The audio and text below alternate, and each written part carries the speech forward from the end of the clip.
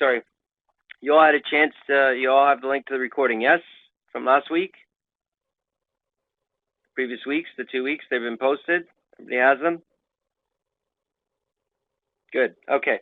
So tonight, a couple things. I'm gonna move you to a new day and time, which will be on Wednesdays. So Wednesdays at 8:30, just so you can join a larger group. You're gonna see people from Canada also. That the idea and the review will be the same.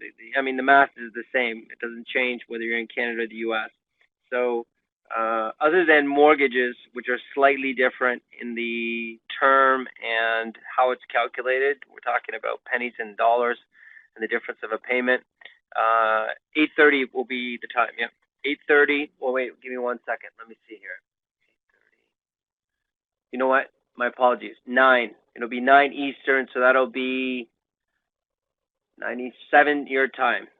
Does that work for you guys?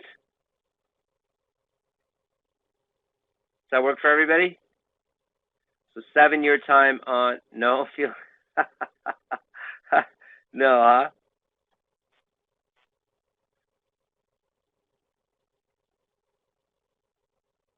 Well, the reason I need to move you to that time is that's where the rest of the group is. So 9 would be 7 p.m. I can make something work, okay? If you can't get to a meeting, it's okay. I mean, they're recorded. But you're more than happy. I mean, I want you to be able to be there when you can. So, Felix, there's no time. There's no way. No. Is it this week or every week? It's a bad time for you? Every week. Wow. Okay. So, what I can say, Felix, is I can't really move that time just because it's everybody. So what I will do is, Felix, if you ever, obviously, okay, good. Obviously, if you need anything, you can reach out to me, for sure. So there's classes going on during the week. I don't know if any of you are signed up for any of them.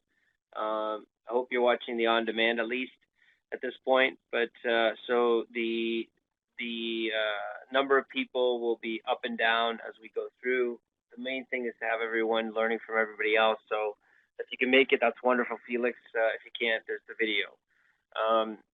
Okay, so why don't we open up with any questions? Anybody have any questions?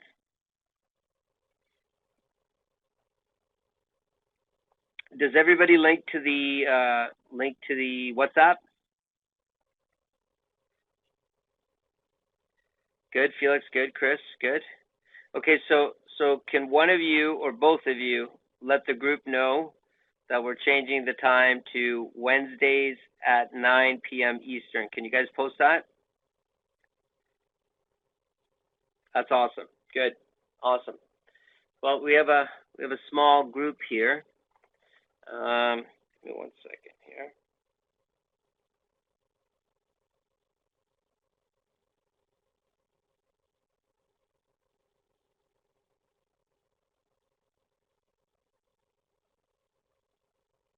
Second.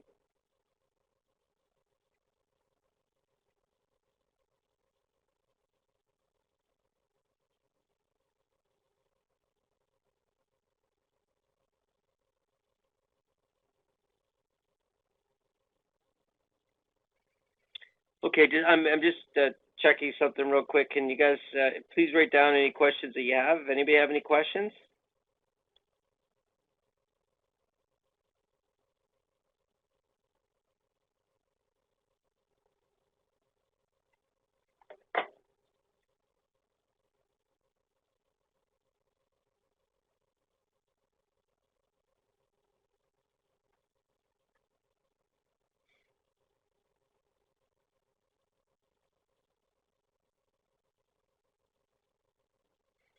So what times are going to have the meeting so far?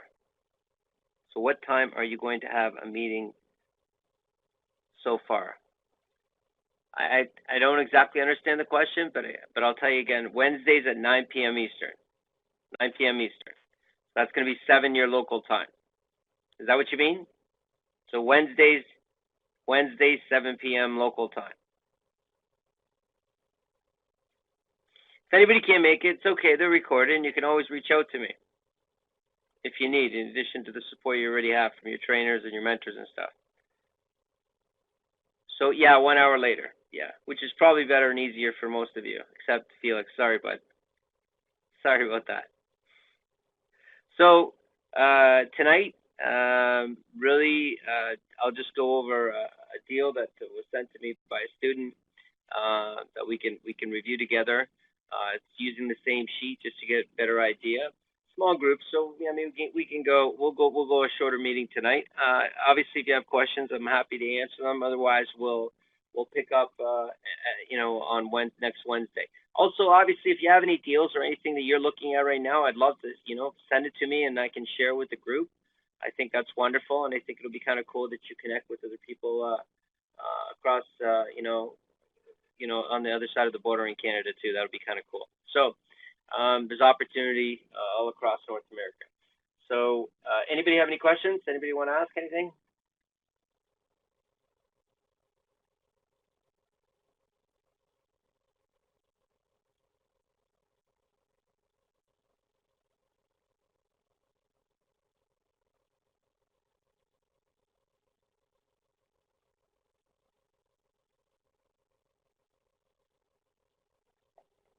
Okay, which one was that one, Chris?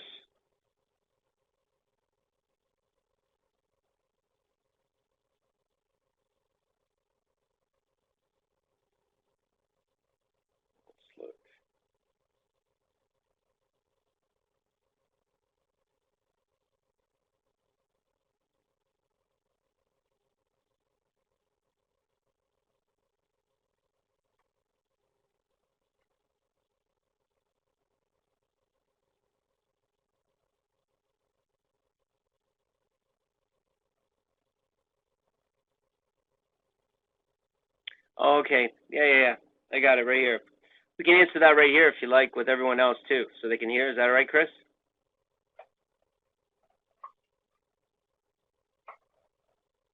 Okay, cool. So question one, if I have funds to help someone, are we the investor, correct? So yeah, I mean if you have the funds, if you're coming into a deal and you're providing the capital, then yes, you would be the investor. Does that answer your question, Chris? That one? Good. I've been listening to Robert Kiyosaki's podcast. The next crash is coming. What is a good way to prepare for this in real estate market? Simply, the best thing you can do is take advantage of opportunities that are created in a crash, which would be a series of markets and properties that typically don't cash flow, that actually would cash flow otherwise.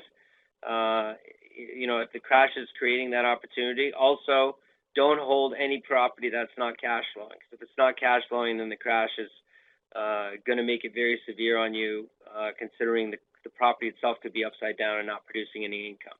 As long as the property is producing income, you're pretty insulated from a crash. Obviously, the capital value of that property will go down, but this is why we try to put a limited amount of money in, because at some point it becomes the bank's money, and the bank, as far as as long as you're making the payments, typically is not going to call in that mortgage, especially on a 30-year term. It wouldn't even affect it, right? It's only in a renewal. So if you're on a variable rate, something could happen at that point. But if you're in a fixed rate, and the property, you're making your payments, you're not going to have an issue with the bank. So I would tell you that the way to take advantage is to continually run the numbers and do your due diligence on every property that you come across, and be prepared for opportunities of foreclosures, short sales, bank-owned properties in a crash scenario. When that crash is coming, though, Chris, I couldn't tell you. Robert couldn't tell you. No one could tell you. That's something that's inevitable at some point when things become so overvalued that there's no money to be made. Kind of like Uber. Uber is a company that makes no money. So you can have these types of companies in the market, if they're not the majority or overwhelming majority of markets, but there's a point where property gets so priced so out of the market that nobody can afford to do it, and there's no money to continually, motivate new buyers to come in and pay more. Same thing happens in the stock market. So when that happens, Chris, nobody knows. But preparation would be best to get your head around the idea of buy, rent, and hold, and pre-foreclosure, like I said, short sales and bank-owned properties. So those will be some great opportunities. Most real big money is made in crashes, only because of the speed at which it comes, right? Because it's accelerated. You can make a lot of money very quickly if you're on the right side of it. Does that answer that question, Chris? Good. How do I introduce myself to a broker or real estate agent? Do I tell them that I'm an investor or just to be normal? I don't want them to think I'm another customer to them. I don't want them to think that I'm another customer to them. Okay, so mortgage broker. The best way to build a team or start to establish a team is to have a real estate opportunity in play. That gives you some good visual and experience on your realtor and your mortgage broker and other people that you involve, like your lawyer, in a real estate deal. So seeing them actually go through the real estate deal is a great way to understand the limits and the advantages and disadvantages of working with them. In the absence of having the deal, you definitely can talk to a mortgage broker and let them know that you're a new investor in the area. You'd like to, or just a new investor. I'd like to start, investing properties. Can I ask you a few questions about your business and maybe how we can do business? I don't think it's a bad thing to want them to think that you're another customer, because I think you do want them to treat you like they treat everyone else. You don't need special treatment. You obviously want them to go the distance for you, but you definitely want someone that does that for everybody. Based on their relationship with you and him or her, I think it's important to recognize that they need to gain benefit from that as well as you. So talking about rent-to-own opportunities, possibly, or hard money, private money, how that you can help them build their business is something that's a good kind of conversation you have with them. So I just think you come in as I'm a new investor in the area, and I'd like to ask you a few questions. Have you worked with investors before? How long have you been in the business? Things like that. Those are legitimate questions. That being said, I think you got to be realistic also that the individual that you're talking to, you don't want to waste anybody's time. So you want to make sure that they recognize that they are valued in that relationship, and you're going to try to do things to build up their business too. Does that make sense? Good. 1 second. Okay. There's a property I looked at for 115 with 3 units, 7553, single family, and is 116 years old. It does need a little landscaping and needs TLC, 10 or 11 care. I'm getting yellow flags in my head already. I have called and left a voicemail. Did you get a response from that, Chris?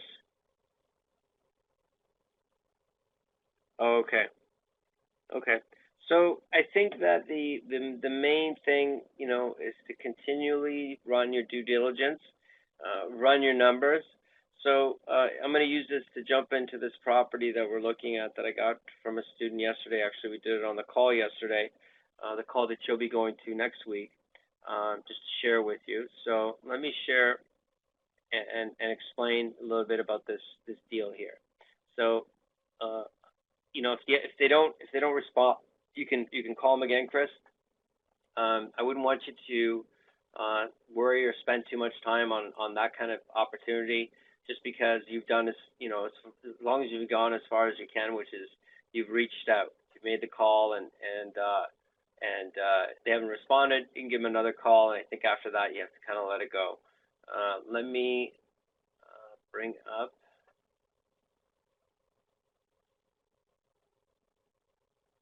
Okay, here we go. So this is this property, a little bit of the background. So this property was located because the person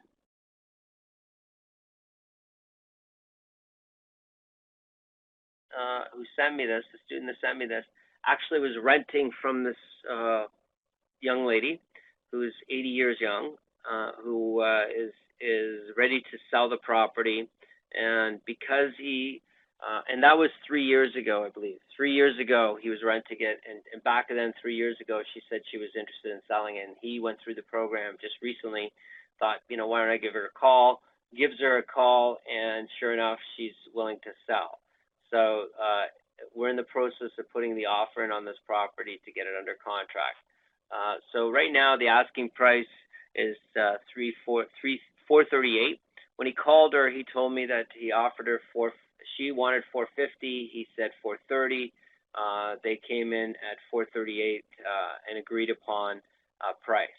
The details of the property is the gross monthly rent is 3,600. It's a 4-unit building. It's about 900 per unit. The vacancy maintenance and property management is 20%.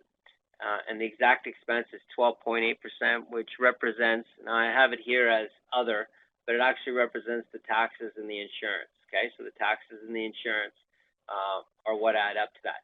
The tenants pay all other bills, okay? Now we're going to do due diligence on this. This is a good example, Chris. You don't have to worry. You just have to run the numbers, right? Run the numbers, get it under contract, make sure you have exits in the contract, and you're safe and sound.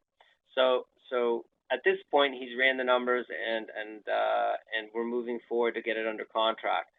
But let me run through this property with you. So after expenses, it leaves us $29,029. Now, we talked about gross rent multiplier and cap rate, and we like the cap rate to be 10 and the gross rent multiplier to be 6. But this is not bad. This is not, we can still work with a 6.6 and a 10 GRM. So when we do the financing, if we do the regular bank financing at 80/20, the bank financing at 80 would be 350. Out of pocket, it's 20. Now, he has, the student has the actual capital to put up the 87,600, has the capital. So his first idea was, I'll put up the money. Now, he did ask for a VTB because we always ask, and the young lady did not want to have a VTB or get involved in better financing. She just wants out of the deal, okay? So when we run the numbers on it, the mortgage, 3%, 30-year mortgage, monthly payment is $1,474. The percentage of gross income is still under half, which is excellent. The year-over-year cash flow is $11,344. The monthly cash flow per unit is $236, which is way above our goal. 100 is our goal. If we look at the return is also above our goal at 12.9. So is this a good deal? Would you say this is a good deal, Chris?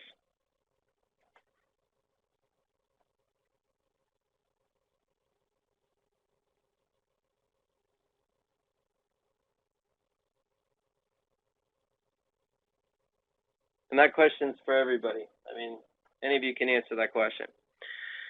Yeah, it's a great deal, Chris. It's even with regular, normal financing, this thing's producing higher than a 10% return. This is an excellent deal. This thing's going to produce close to $1,000 in cash flow without really any heavy creative financing. It's just regular financing, 80 from the bank at 20. He's going to put down. Now we talked about, maybe doing some creative financing to increase that return. Does anybody have any questions about this particular deal? I know I just went through it pretty fast there, but if you have questions, I'll give you a minute. Is there anything that you want me to review or go over on this deal? Are you seeing why this is a good deal?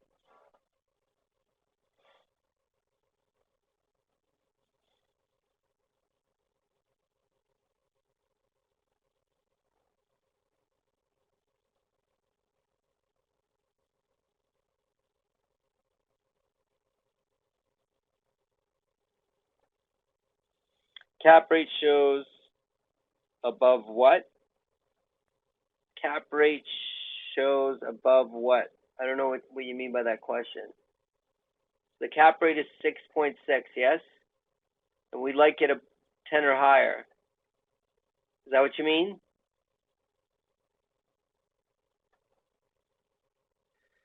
So the actual cap rate is 6.6. We'd like it to be 10 or higher. What I want you to understand is it doesn't need to be 10 or higher for us to make it work.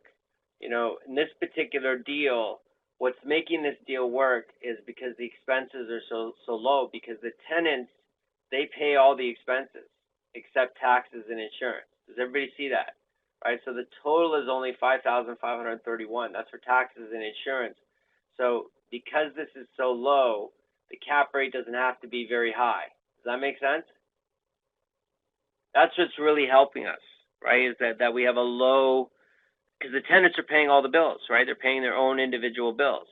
So the landlord's, the owner is only taking on taxes and insurance. Now, we're going to have to do due diligence on that to make sure that's accurate, right? If there's any other expenses, we'll need to know. But you can see that this is the makings of a really good property. This is why we want to get it under contract. So even though this says 10, at the end of the day, whatever this number is, we'll run the rest of the numbers to see if it's a possibility that we can make it work. Because sometimes the cap rate can be lower and we can still make it work if we use creative financing. So most properties are not going to be, you know, off the bat this good. It remains to see how good it is until the due diligence is done, but definitely something definitely worth getting under contract immediately. So if we go here and we say, well, what if we put an investor in here, okay, and we gave the investor, let's see, 7%. We can go higher, 10%. Okay, so we could give an investor. Try that again. We could give an investor actually 15. We could give an investor a 15% return on half the money, and that would only require us to put up 43 instead of, you know, the 87,000 we'd put up otherwise, right? So we put up half the down payment. So more realistically, we'd probably be at a 10. So at 10, the reason this would be an improvement for us is because the monthly cash flow, although going down, the cash-on-cash return went up to 15.5% from 12, and also we get to keep half our money, right, the 43,000. So as long as the cash-on-cash return is greater than 10, it would be okay. Yeah, cash-on-cash return over 10 and 100 a door. Remember this over here, right? Right? This is telling us, right? The only thing that we haven't done, you know, well, we're doing it now, but we'd like, you know, 10% cash-on-cash return, 100 per unit, right? 100 per unit per door, and cash flow, and invested in the deal 10% or less. Well, this would be a classic example of us getting an investor, giving them 10%, you know, secured with real estate, and then we would still make $141 a door, plus 15.5% return on our cash. Bringing that investor is going to free up an extra $43,800. Does everybody see that? You know, by the investor putting it up, we don't have to put it up. So that's a huge advantage, you know, gives us the ability to extend our money. So this would be the optimum, or close to optimum. But if you had the money, if you had the money for this, I would say, you know, I'd be okay with the 20% only because it pays over 10%.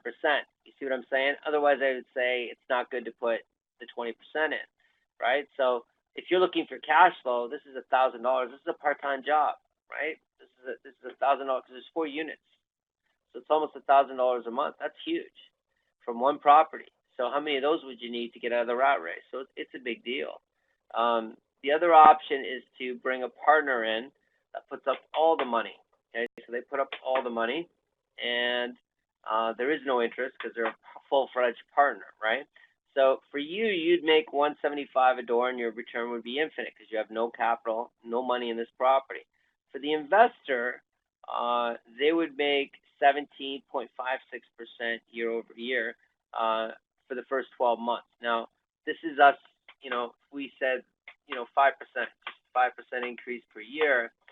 If they stay in for 12 months, they would make 73% return on their money. If they stay in for, say, 3 years, they make 83% on their money. So they're making per month $350, right? Because they get half of the cash flow, and that's $12,635 over 36 months. And the capital gains, would be $60,000 because over 3 years, right, the value would go up 5%, 5%, 5%. This is just an estimation; nobody actually knows, but the value would increase, and they would make a total of $73,000 because they would get that plus that on the property. Okay, so the return on investment for them, because they put up $83,000, would be 83.49%, which is pretty good, right? If you think about it, that's not bad at all. So I think that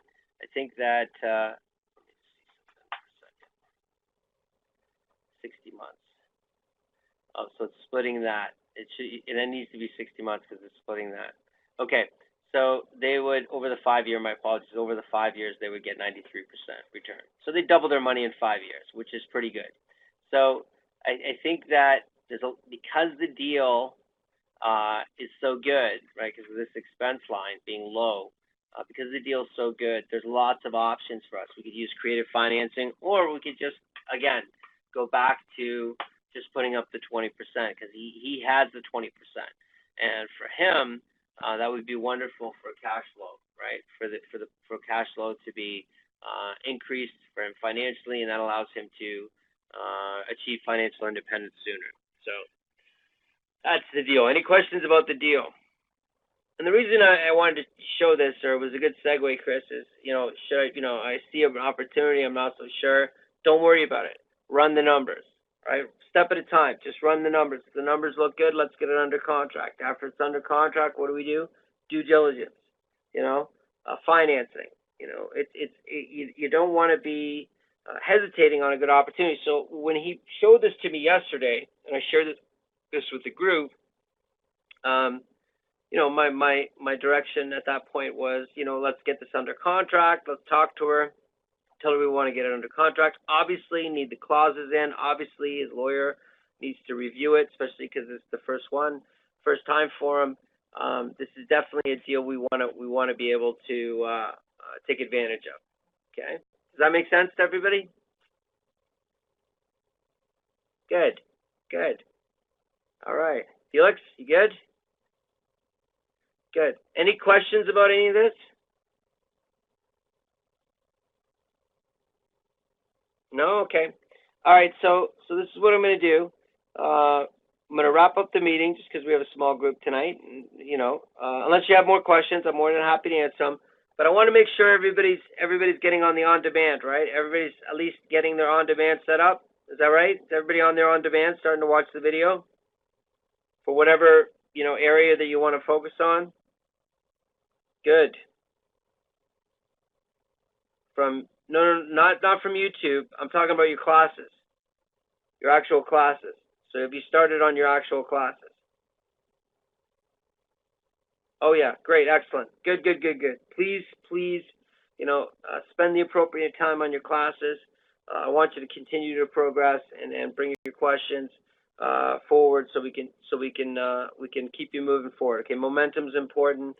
We want to keep things moving along. Remember, you're only looking for 1 to 2 properties this year. That's all. We just don't want to make any mistakes. We want to do it right. That's why we're going to use professionals, and we're going to take it a step at a time. Chris, I don't want you to be worried, or any of you.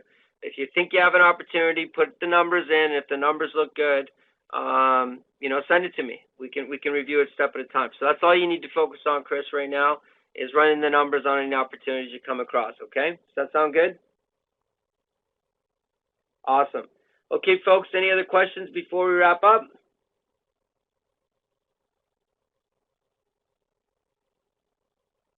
And Chris, you're going to, I'll send it in an email to you. That's all right, Chris, you can ask me. If you want to ask me now, you can, or you can send an email. It's totally up to you. Is it Chris? Chris, you're going to post on WhatsApp, right? Everybody, if you're on WhatsApp, even if, Chris is going to do it. Felix, can you do it too? Just make sure everybody knows. And Veronica, make sure everybody knows it's my apologies again. 9 o'clock Eastern on Wednesdays. 9 o'clock Eastern on Wednesdays. Okay. So CA is closed. Oh, it's Facebook. It's Facebook?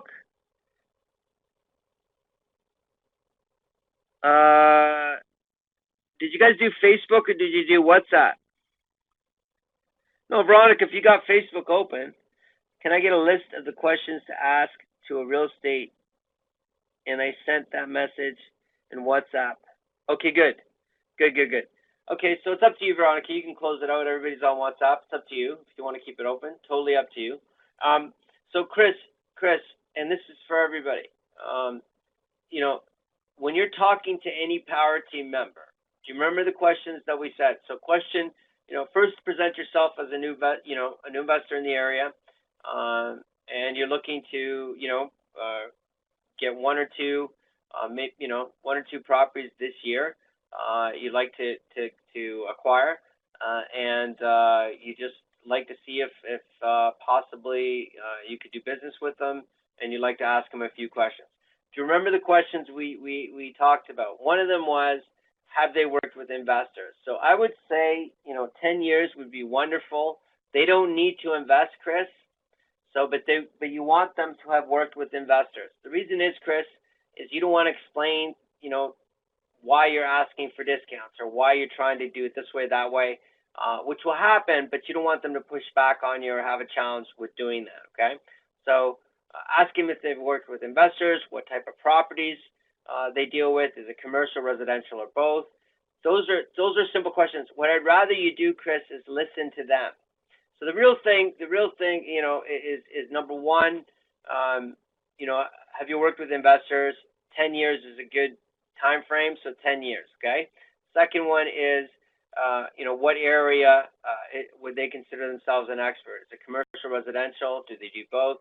And a third question you can ask specifically for a realtor, Chris, is how often do you get, individuals trying to buy a house and can't qualify because of their credit? Do you remember, Chris, why we asked that question?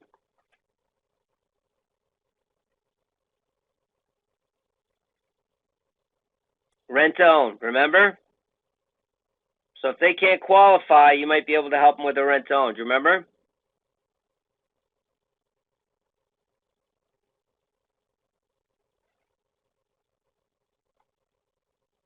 Okay, good. So really, those are the only three questions I would tell you, the realtor, that are important enough to come in with.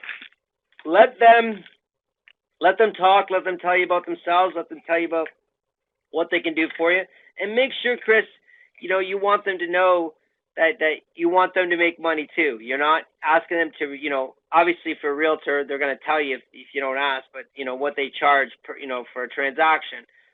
We don't want to haggle over their commissions. We don't want to, sound like we're looking to ask them to reduce their profit in the transaction. That's pretty important too, Chris.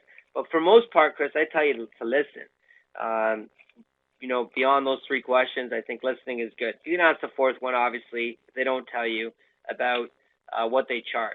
Okay? Now, Chris, if you want, you can send me an email anyways, and I can write that out for you. That's okay. If you'd like, Chris. I can do that for you if you didn't, if you'd rather see that in an email, okay? Does that work for you? Awesome. Okay, cool beans. Any other questions? Okay, if you're good, type in yes or Y. Good. Felix, you're good. Chris, you're good. Veronica, you're good. Awesome. This will be posted tomorrow on the same YouTube channel. All you have to do is, if you subscribe, you'll be alerted. That just makes it easy for you. You can review this tomorrow, okay? Otherwise, I will see you all Wednesday, and thanks, Chris, for posting that to the rest of the group. Everybody else, have a great rest of the week. Felix, honestly, anytime, my friend, you reach out. That goes for everybody. Reach out if you need anything. I know you won't see the videos, or most of them. Please watch the recordings. If you need anything, Felix, let me know, okay? Awesome. Cool beans.